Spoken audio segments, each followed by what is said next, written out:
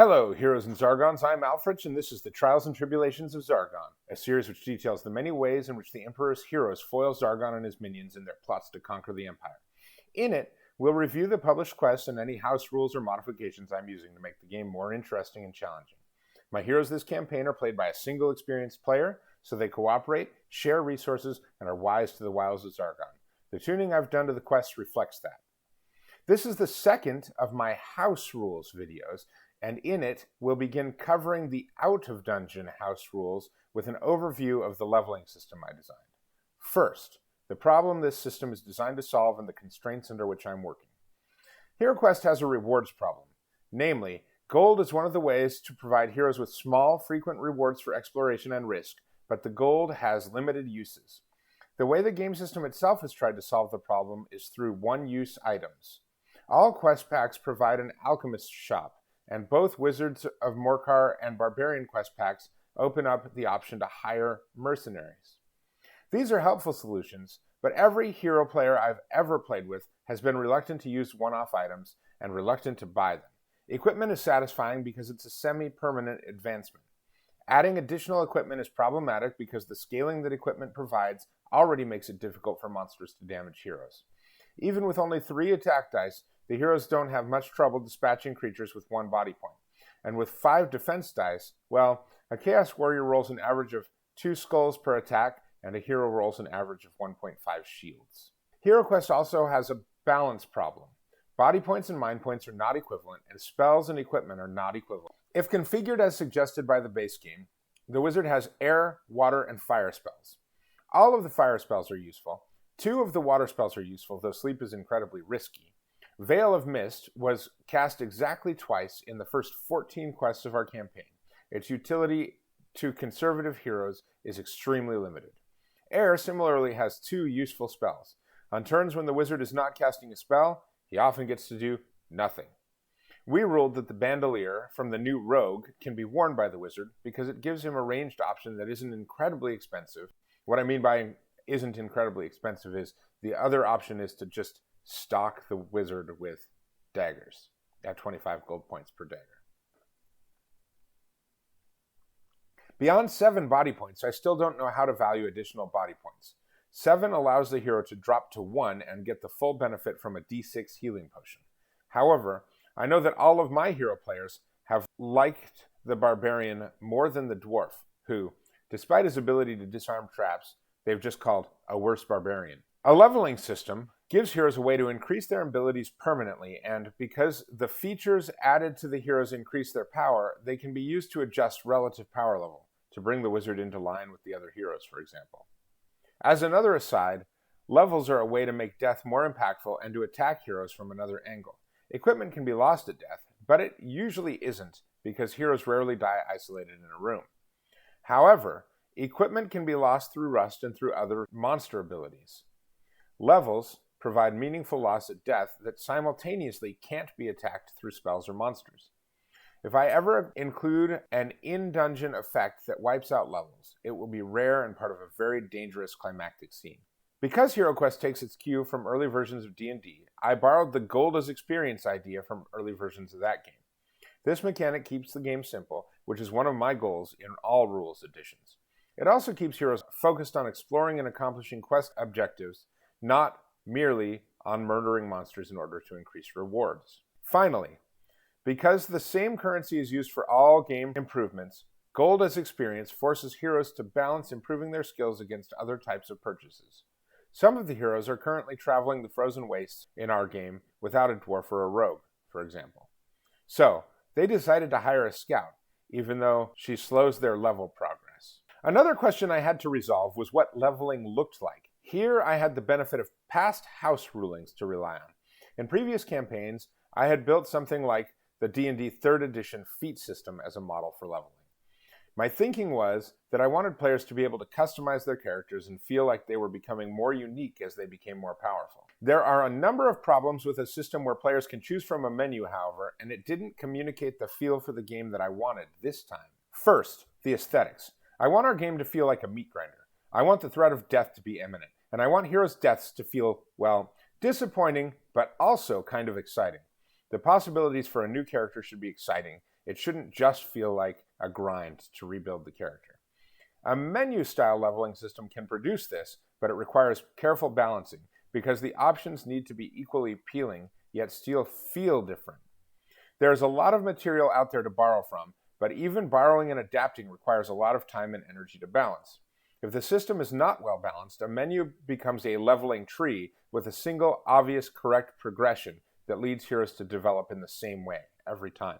The other problem I had with my previous menu-style system was one of scaling. This might have been a consequence of my inexperience at the time when I developed the previous leveling systems, a failure of creativity, or something else entirely. But when I looked back at my old HeroQuest material, heroes were reaching 7 or 8 attack and defend dice.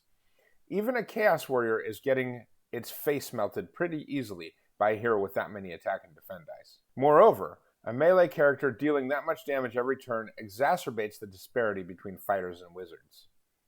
HeroQuest needs a system that relies on optionality, where each level gives heroes new options that can make them more effective in certain circumstances or allow them to pull off cool moves, rather than new features that build on each other, adding power.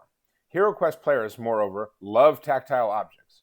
As I mentioned in my last House Rules video, we'd be playing a different game if we didn't love cards, dice, and minis. Warhammer Quest has a mechanic that a previous player of mine really enjoyed, where magic items had a one-use per dungeon restriction. A system like that makes item use interesting because there's a strategy to picking the right tool for the right spot. There was also a satisfaction from laying out all of your cards at the beginning of a dungeon and then flipping them over each time they got used. These are the reasons that I hit on the leveling system I use. Here's how it works. Each class has a deck of 10 improvement cards. When a hero completes 3 quests, and again every 3 quests thereafter, the hero can seek training. Training costs 500 gold coins per level, and each subsequent level costs an additional 100 gold coins. So, for example, a hero with no levels must complete 3 quests and then pay 500 gold coins to draw from the leveling deck. If a hero has already drawn from that deck once, they must complete an additional 3 quests before they draw again.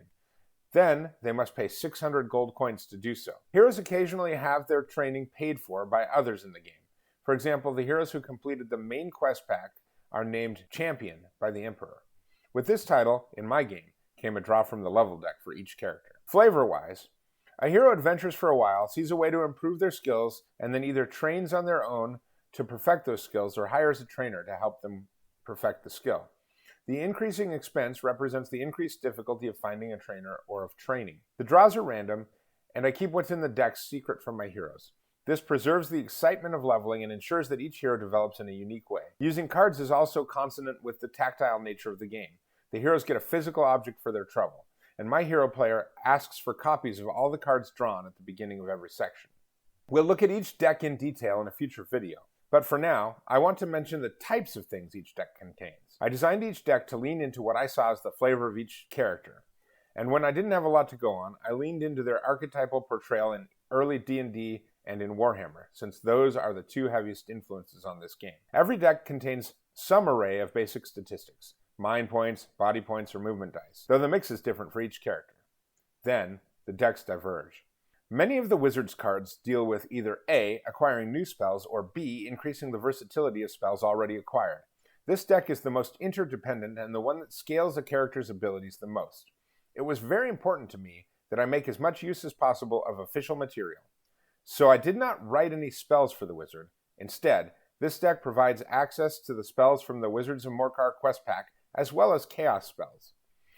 If you've played with either of these, you'll know that using them raises the issue of balance within the leveling deck. I'll talk a bit about that in a moment.